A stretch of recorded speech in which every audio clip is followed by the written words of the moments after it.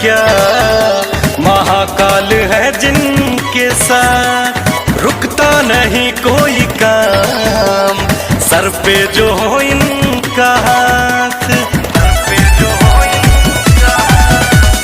भोलेनाथ जो चाहेंगे उन्हें नु खाली होगी, तीनों लोग के नाते है हमें तेरे लोगी।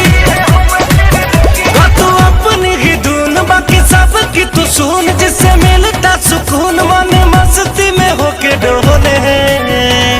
बाकी जो भी दुनिया बोले संभाल लेगा बम भोले बम भोले बम बम भोले।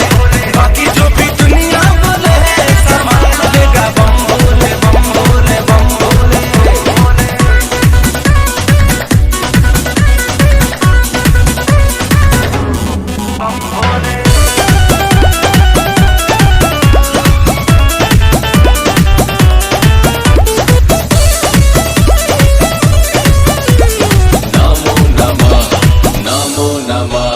चलता जाए अपनी डगर मंजिल आएगी नजर, करना गलत ना कभी रखते हैं भोला नजर।